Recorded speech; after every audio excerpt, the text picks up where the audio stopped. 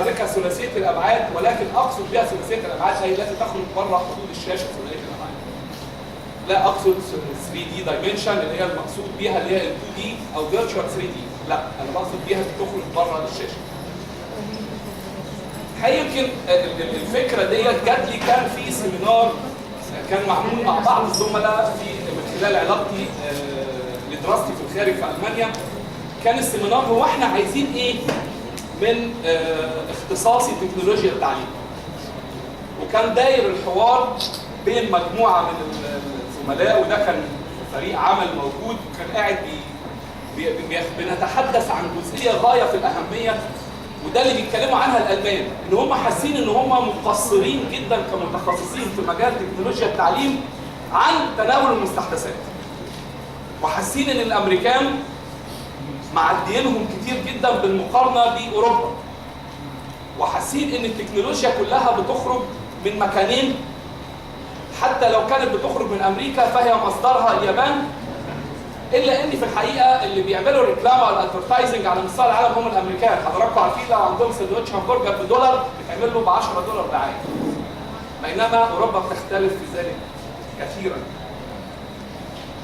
التكنولوجيات المستهلكه بين التكرار والاجبار في بحوث المجال، وده يمكن اللي انا ابتديت بيه حديثي معاهم في السيمينار.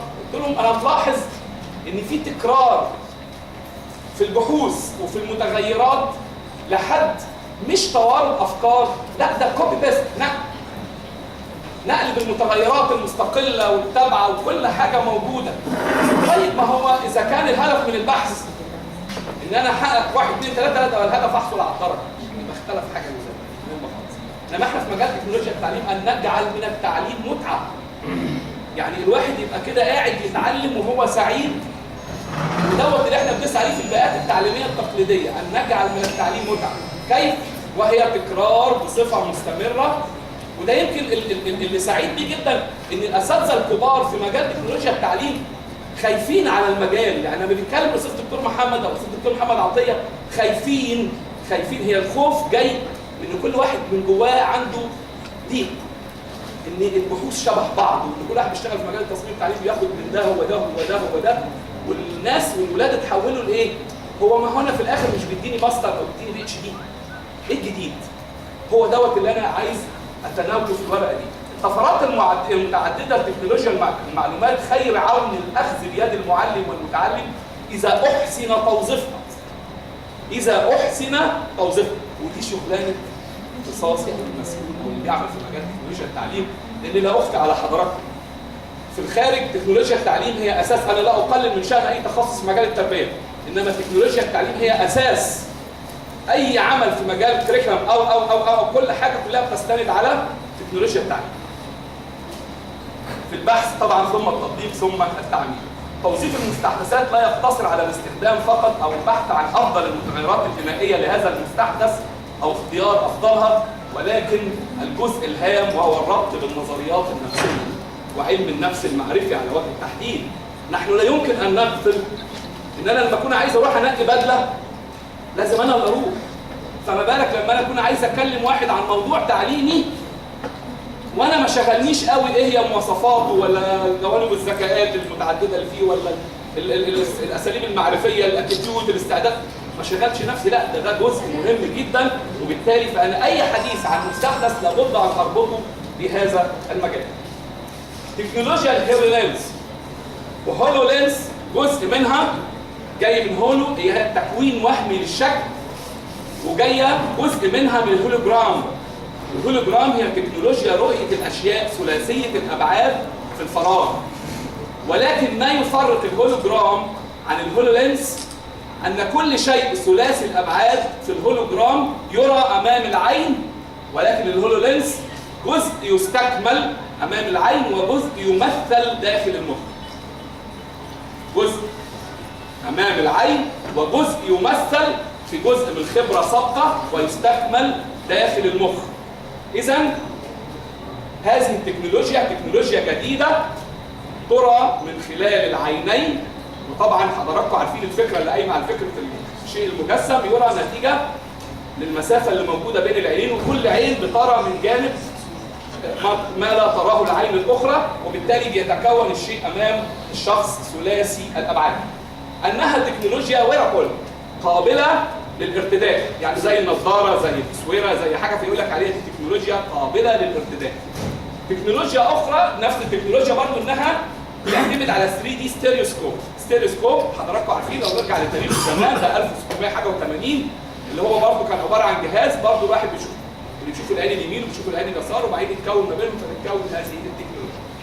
قائمه على الخلط وده الاضافه بين الواقع الحقيقي والواقع الافتراضي، يعني هنا بقى الكلام على البيئه التعليميه الحقيقيه داخل الفصل الدراسي مضافا اليها تكنولوجيا الواقع الافتراضي. يعني تكنولوجيا الواقع الافتراضي كنا دايما بيبقى عباره عن ان هو لابس نظاره وبيشوف الواقع بدون الواقع الحقيقي، انما التكنولوجيا الجديده دي بتكون محتواها ما بين الواقع الحقيقي والواقع الافتراضي، ولكن الواقع الافتراضي بيشتمل على جزء موجود في الفراغ وجزء اخر ممثل داخل المخ.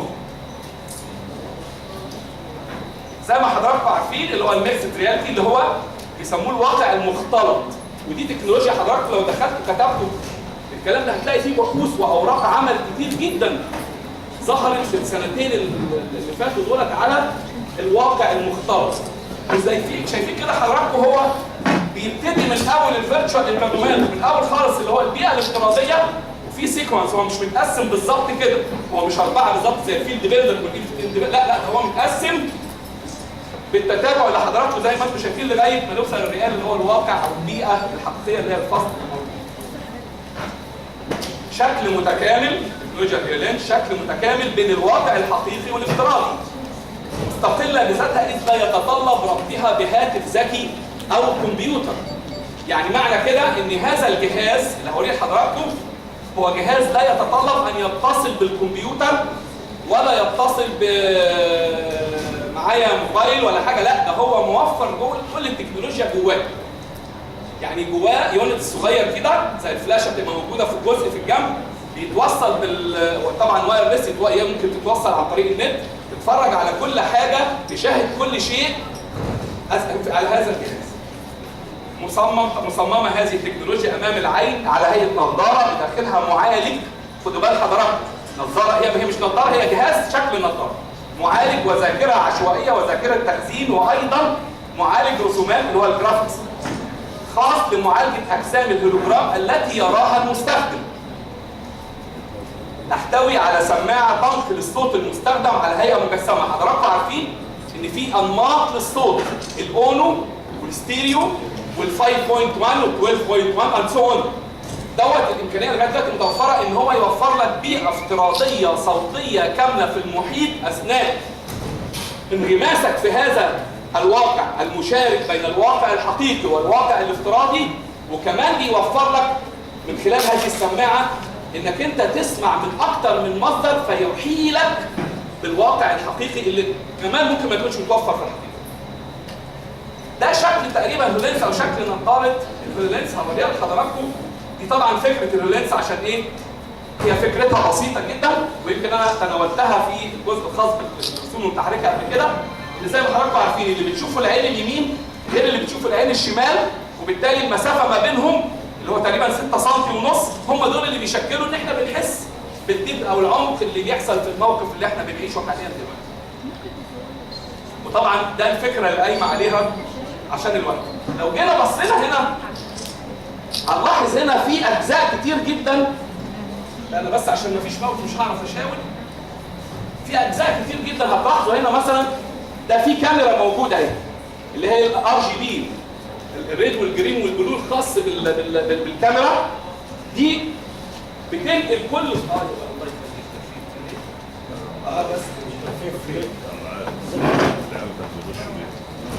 اهو ده هنا مثلا دي كاميرا موجوده في الجهاز. الكاميرا دي شغلتها ايه؟ شغلتها انها تنقل الواقع الحقيقي، تنقل الواقع الحقيقي اللي موجود في المكان، ودولت هنا مسؤولين عن قياس البعد اللي موجود في المكان بحيث انها هتوظف الاشكال اللي هتتكون افتراضيه فتعمل لها عمليه انتجريشن او تكامل جوه البيئه الحقيقيه من خلال قياس البعد اللي هو بيسموه 3 دي العمق اللي موجود هنا، من خلال طبعا اذا كانت عين يمين وعين شمال. هنا ده ميكروفون برضه خاص بتسجيل الواقع. شوفوا خدوا بال حضراتكم هنا في ده جزء خاص مدينه بتتحرك فيها وحده مسؤوله عن تكوين عامله زي المنشور الثلاثي. حضراتكم عارفين المنشور الثلاثي هو اللي بيتكون عليه الاشكال ثلاثيه الابعاد اللي هي الهيلوجرام، اللي جزء منها بيتكون هيلوجرام وجزء منها بيتهيأ في المخ. برضه نفس الفكره هنا، ده برضه في وحده مسؤوله، وهنا وحده عرض، وهنا في موجود هيدفون. في الاخر خالص ده تركيب تقريبا الجهاز ده اللي لما بيلبسه الشخص نفسه بيبدا يحصل ايه؟ لو احنا افترضنا احنا واقفين في المكان ده، ببدا استفيد من الاعمده دي تبقى هي جزء من الفيلد الفيرتشوال اللي هو الافتراضي، فيوظف لي مثلا، خلينا نقول مثال، في سباق سيارات، وفي داخل سباق السيارات السياره دي بيطلع لك نتيجه السرعه بتاعت السياره، بتمشي مش عارف بسرعه كام ومش عارف ايه. فهو لو حط لك كل الحاجات دي في اماكن فوق بعضها هيحصل ايه؟ ديستورشن او تشويش ما بين الحاجات بعضها، فيبدا يوظف الشاشات اللي موجوده اللي هي اصلا تم قياسها من خلال الديبس او العمق اللي موجود في الميدان، فيهيئ لك الجزء الخاص مثلا بمعدلات السرعه ومين اللي سبق.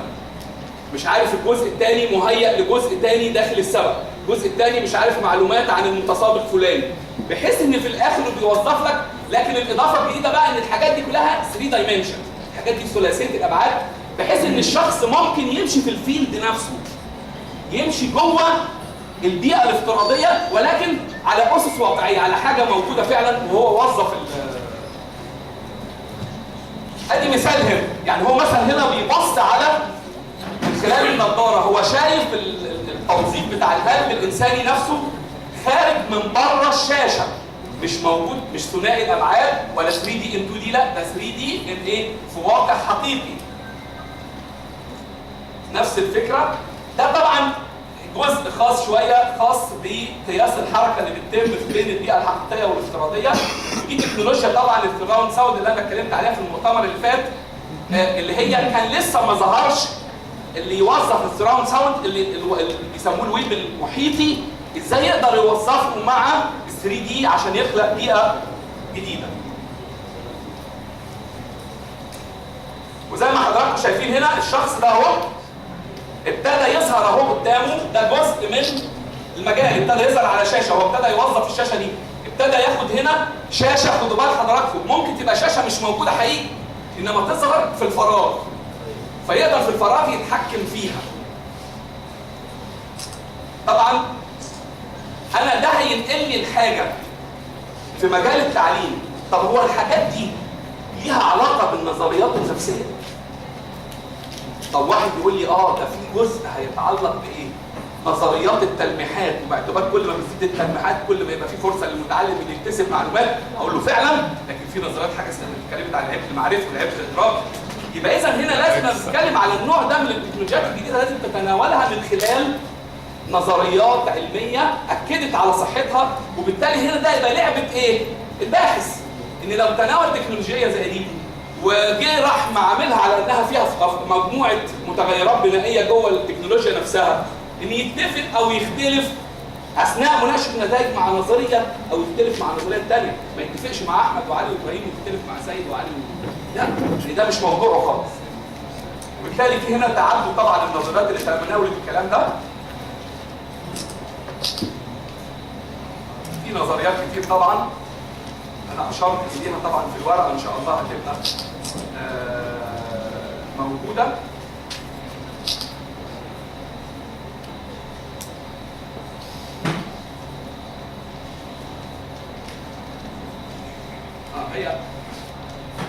هو هنا هيتكلم عن ايه؟ عن انه لو الشخصه ديت شايفه ايه بالظبط، وهتلاحظوا حضراتكم ان ظهر قدامها جسم الانسان، ابتدت تتعامل معاه من خلال الجهاز وهي شايفه ايه بالظبط. هم شايفين ايه، ده هي اللي شايفاه، هو اللي مرهونها.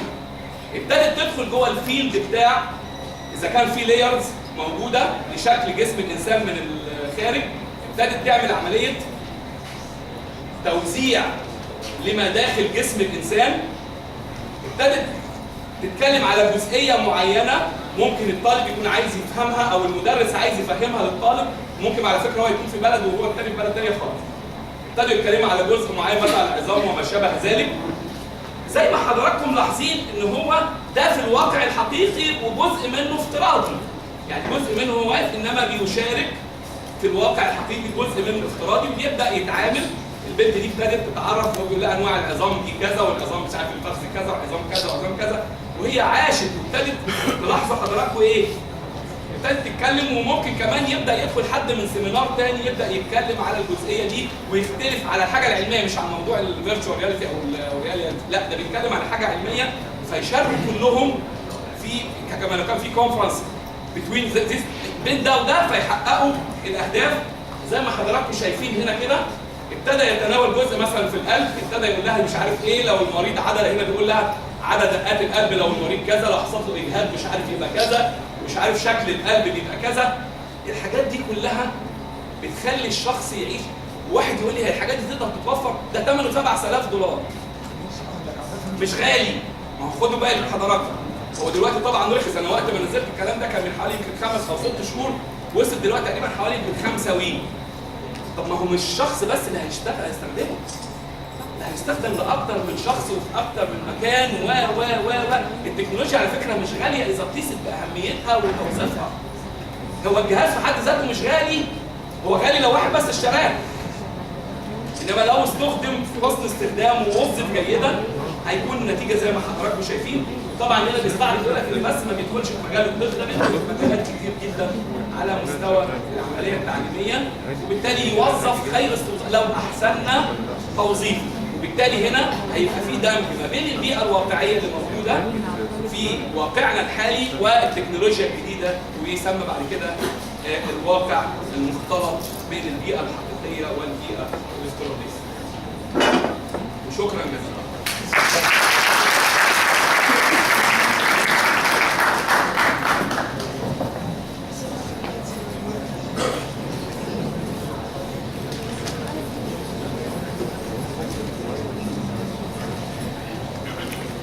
دكتور خالد بيتحفظ بكل مؤتمر جديد، وهناك تفاعل على فكره في هذا الموضوع، بس هي يظل السؤال برضه، يظل السؤال كيفيه توظيفه والاستفاده منه في المؤسسات التعليميه الفقيره لدينا. هذا السؤال لو الدكتور خالد خلي باله منه في البحث والتنقيب بتاعه ويخرج فعلا بيه ويدي إجابة عنه، يؤدي إلى اتساع الاستخدام. 1 صلاحيته للتوظيف، 2 صلاحيته لتحقيق النتائج اللي احنا بنأمل انها توصل لنا منه، 3 هيوصل فعلا السعر اللي قال عليه فعلا في حدود الاستخدام والصلاحيه وتحقيق النتائج دي الى فعلا استخدام مثالي للوصول للنتائج المستقبليه. يا ريت الدكتور خالد بقى يدي نفسه فرصه ان بدل ما يجي الموضوع في ايام المؤتمر ده يشتغل عليه شهور.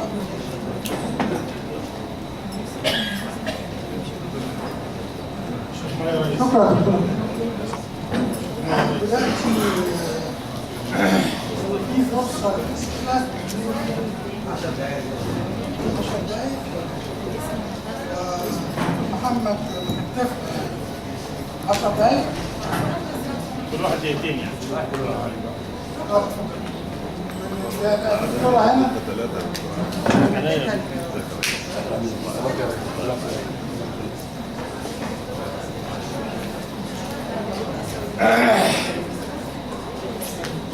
هنا أنا جاي سؤال من الأستاذ الدكتور عبد حسين، بيقول إزاي أنا أقدم الفصل المقلوب في المدارس بتاعتي. الأسبوع اللي فات طالبة عندي في الدبلوم المهني في تربية نوعية، فهي مدرسة في مدرسة. راحت أنا معايا الفيديو ده ممكن تصير دلوقتي. 5 ابتدائي قدمت لهم درس، سجلته فيديو، خدوه في البيت وجه المدرسة ناقشتهم وطبقته بالفعل. فصورته فيديو وهو معايا. فسهل قوي قوي. دلوقتي عندنا أدوات الكاميرا الديجيتال أصور بيها، الموبايلات بتاعتي بصور عادي فيديو، عندي برامج تسجيل الفيديو. فبس المهارة كيف يمكن تصوير الفيديو وفق المعايير. فدلوقتي احنا طبعا بنتعلموا عندنا في الكليات ازاي بيعمل المعايير وبيعمل تحليل وبيعمل تصميم وبيصور الفيديو، وبعد كده بيدي للطالب يشوف البيت يا اما اونلاين يا اما على CD وبيجي المدرسه بالناس. ده اتطبق بالفعل وده موجود واحنا جربناه، وبعد السيشن او تشوفوا فيديو حضرتك. المدارس بتطبق فيها، هل في مدارس كتيره في الغربيه بتطبق؟ عادي خالص، مش اي مشكله عندنا، مش اي مشكله خالص نطبق عندنا نتائج. والولاد نفسهم اتمنوا ان كل الدروس تتعمل بالطريقه دي، ان هم جايين فرحانين، جايين يناقشوا، جايين يشاركوا معايا. لا شكرا. دكتور عادل اتفضل.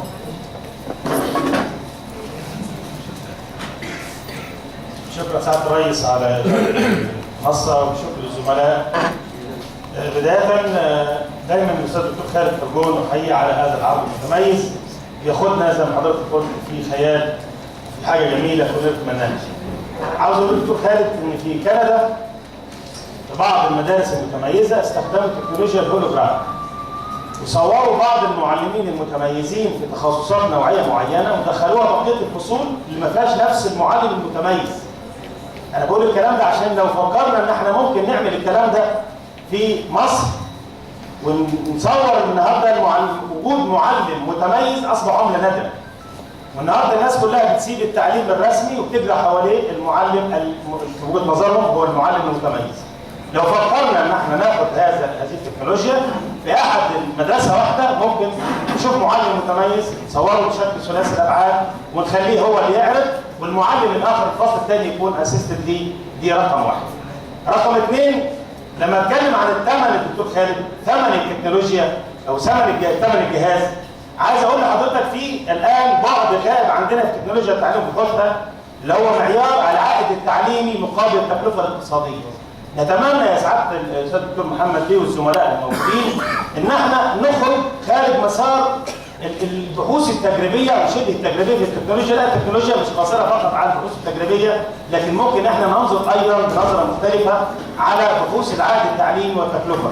الجهاز ده ثمنه $5000 $10000 ممكن يوفر لي قد ايه عوائد تعليميه لو تم تطبيقه بطريقه صحيحه. انا بكره ان شاء الله اقرا في الورقه تطبيقا لكلام عليه الدكتور محمد كاتب الاوهام الثمانيه للتعليم المصري، في 5 اوهام او خرافات من ضمنها حاجه حضرتك اتكلمت عليها النهارده ان شاء الله فيها بالتفصيل بكره. اما الدكتوره سعاد، التعلم المعكوس هو مش يعني تطور طبيعي للتعلم المدمج، لكن احد الانماط السته للتعلم المدمج. ان شاء الله هعرضها باذن الله الورقه دي في مؤتمر الجمعيه العربيه في شهر 7 ان شاء الله. شكرا سعاده الرئيس.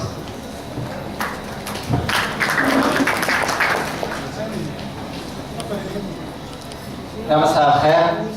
توفيق الفلاح من اليمن، ماجستير. سؤالي للأستاذة الدكتورة سعاد أحمد شاهين، نشكرك على العرض المتميز، ولكن هل نظرنا إلى الآثار السلبية للتعليم المعكوس أو الفصل المقلوب، وذلك بمكوث الطالب على شاشة الحاسوب فترة أطول؟ هذا بيؤثر على نظر الطالب من ناحية. الناحية الثانية التفكير النقدي بيتعطل عند الطالب، لأنه خلاص بيشوف كل حاجة في الفيديو، ما عاد بيفكر، ما عاد بينظرش المعلومات الأخرى من النت. هل نظرنا لهذا الشيء وهل سيقوم بمعالجته؟ سؤالي أيضا للأستاذ الدكتور خالد، نشكرك على العرض هذا المتميز، وعلى ما أسمعه أن طلاب كلية الطب قد سبقونا في هذه التقنية واستخدموها استخدام لا يليق بها بالغش عن طريق الشرائح عن طريق بالضبط عن طريق التشريح يشوفوه في النظارة دي، فهم يعني استخدام هذا سبقنا لشيء سلبي وجهة نظركم. وشكرا لكم. كل شيء ممكن نستخدمه غلط على الموبايل، ما بنمسك اليوم كامل، نمسك اليوم كامل ولا رئيس. بس النضاره دي بتصنع في الصين مختلفه عن الشكل ده. هو بالنسبه للتعليم المعكوس الفيديو من 7 ماكسيموم 10 دقائق. ده طبعا شوف اي طفل كده ولا اي طالب بيقعد على الموبايل كام ساعه على الجهاز، لا ده بس الفيديو ما بيزيدش عن 7 ل 10 دقائق. ليه؟ لانه لازم يكون مركز عندي هدف التعليم مش اي فيديو.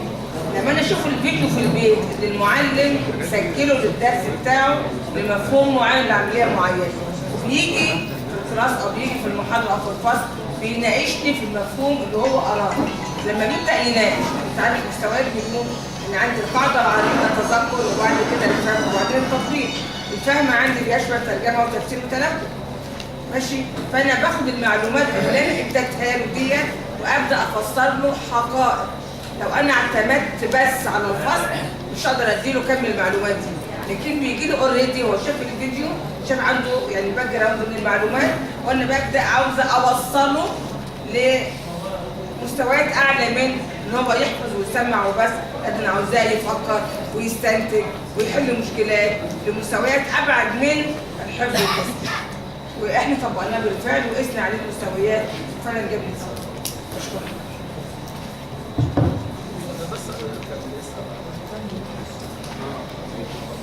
انا هوضح بس، هو بيقول حضرتك بتقول على ان مجال الطب يعني هو كان سبقنا، ما هو احنا على فكره تكنولوجيا التعليم هي كل المجالات وهي بتطبق في كل المجالات، ويمكن الاهتمام بتكنولوجيا التعليم بالمجالات العلميه اكثر وضوحا. ويمكن العرض اللي انا وريته لحضرتك دوت بروفيسور اسمه ليا موجود في بولندا دلوقتي، وهو بيعمل الحاجات ديت مش بس مع فريق عمل، طبعا مفيش حد بيعمل حاجه لوحده هناك، مع فريق عمل، وابتدى يطبق الكلام دوت في المجال الطبي. ويمكن بقى انا عملت بحث في مصر هنا ونشرته على برضه المجال الطبي، يعني كان على توظيف تكنولوجيا الاستيريوسكوب اللي هو الرسوم المتحركه المجسمه، وطبقتها على برضه المجال الطبي. ادي حضرتك عنوان العياده، لان هو على فكره اهتمام الاطباء، لان حضرتك عارف المشاكل اللي بتواجه الطلاب اثناء التعلم في كليات الطب، انه بيبقى مثلا ازاي يتعامل مع جسم حقيقي وهم واقفين حواليه وحاجه زي كده، فيهم ما ينفعش الشرايح ولا ينفع الديمونستريشن اللي هم واقفين حواليه بيان عملي، فاللجوء للاشياء ثلاثيه الابعاد ده بييسر جدا الامر. وبرضه في مجال الهندسه، يعني هي في مجالات هي شغوفه جدا بالاتجاه ده. فتكنولوجيا التعليم مهتميه بكل المجالات بس بتركز على مجال الطب والهندسه. دكتورة زين، دكتورة زين الخليفة. السلام عليكم ورحمة الله وبركاته. وأنا بشكر الأساتذة نظام على العرض الجميل اللي احنا استفدنا منه. والحقيقة أنا بس بالنسبة للنضارة اللي عرضها الدكتور خالد، وكل سنة يعني بيمتعنا بمستحدث جديد. هو الحقيقة دلوقتي في أبحاث كتير قدمت في الواقع المعزز augmented reality، ودلوقتي السراوند ويب، يعني احنا لو نيجي نشوف هتطبق، لا هي فعلا لو جينا نتكلم هي فعلا كوحده كامله نقدر نعمل ربط ما بين العناصر بتاع السراوند ويب والواقع المعزز، ومن خلال كمان مستودعات خلايا التعلم، فدي بتبقى كلها زي شبكه كامله بنقدر نعمل بيها نجود بيها التعليم، ونستخدم النظاره ونعمل الواقع المعزز، ونطبق بقى الجزء التطبيقي في العمليه التعليميه. بس في حاجه كمان كنت اضم صوت الدكتور خالد لما قال التكنولوجيا وعلم النفس. الحقيقه في دلوقتي توجه لان هم مرتبطين جدا، والاساتذه في العالم دلوقتي بيتجهوا ان هم يوظفوا التكنولوجيا وعلم النفس في تغيير الاتجاهات بتاعه المتعلمين، من خلال حتى ذبذبات الصوت اللي احنا وترددات الصوت اللي احنا ما بنسمعهاش، ان هو يقدر يديله تاثير ايجابي جوه الفيديو اللي هو بيعرضه ويخليه يخرج مقبل على الحياه او محبط. فدي لابد ان احنا فعلا نهتم بتوظيف التكنولوجيا وعلم النفس. وشكرا لك.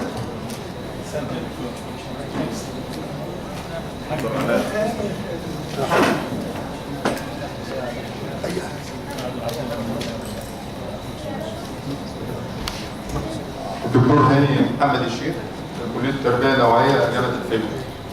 أنا أكيد بشكر الأساتذة علمونا كتير والعرض الشيق، بس عايز أأكد على نقطة برضه استكمالا لكلام حضراتكم وكلام الأستاذة الدكتورة زينب، إن مش مجرد بحوث تكنولوجيا التعليم أو الكمبيوتر التعليمي، مش مجرد استخدام التكنولوجيا ده هيعتبر بحث في مجال تكنولوجيا التعليم.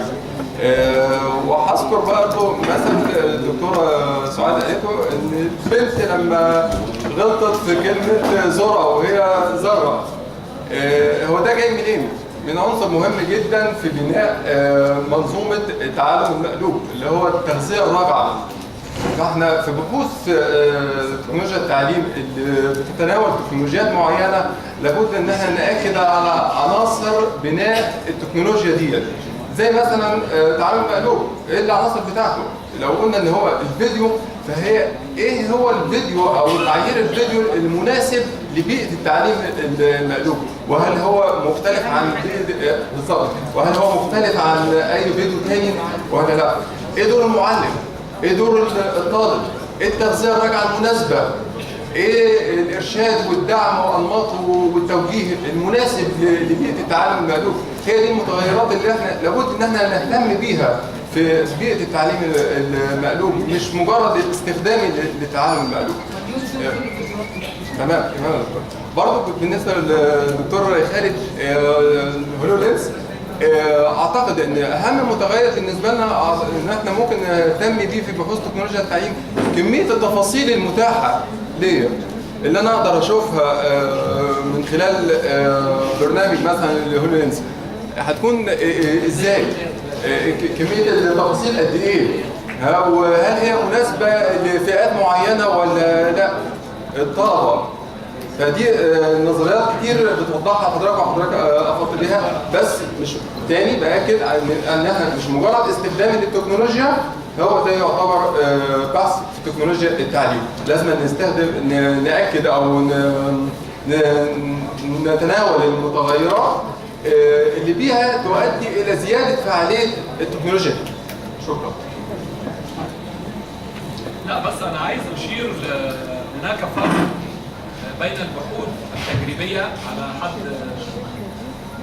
رؤيه حضرتك وبين اوراق العمل التي تظهر يعني هناك فرق بين طرح فكره جديده في مجال خارج و يعني برضه عشان تبقى واضحه الرؤيه، نحن في هذه المرحله لا نؤدي بحوث تجريبيه، نحن ننقل افكار جديده وهذه الافكار على الزملاء والاحباب في مرحله الماجستير والدكتوراه ونطرح لهم المتغيرات البنائيه للتكنولوجيا الجديده ويبداون في التعامل معها، ولكن نفتح لهم البصيره لهذا المجال. لان لو كل المتغيرات اللي موجوده في الاوراق العمل اللي انا عملتها على مدى السنتين اللي فاتوا تقريبا حوالي 10 اوراق عمل، كل ورقه منهم عايزه لها سنتين لانها تكنولوجيا جديده ومحتاجه انك توفر الميديا، محتاجه تنتج برنامج ومحتاجه تكلفه عاليه جدا. فكل الامور دي كلها لان البحوث في اي مجال مصنفه لبحوث تفكيريه، يعني بحث تفكير، يعني بيوضح للناس هو ايه اللي حاصل دلوقتي، ويا اللي بتشتغلوا في المجال دوت وفي مجالات البحث عليكم ان تتناولوا نقطه 1 2 3 4 وعلى الباقي. وطبعا ده بيبقى ليه علاقه، يعني الجزء الخاص متعلق باللغه. حضراتكم عارفين في ناس كتير جدا باحثين صغيرين لسه قدراتهم في التعامل مع اللغه بيبقى مش متوفر، فانت بتوفر له الجزء ده وبعدين بتحط ايده على الطريق وبعدين يبدا يخطو الخطوه اللي بعدها ويبقى في كده تواصل. وده شغل المؤتمرات، ده شغل المؤتمرات وربنا يوفق. شكرا. هو ده الكلام اللي انا قلته للدكتور خالد لو الدكتور كان بيجي فعلا قلت له يا ريت تقرا لنا الحاجات دي قبلها بشهرين ثلاثه، بحيث انه فعلا يدي الفكره المستحدثه اللي بيقدمها لنا فعلا في اطار التطبيق وفي اطار الامكانيات. هنا يبقى احنا استفدنا فعلا من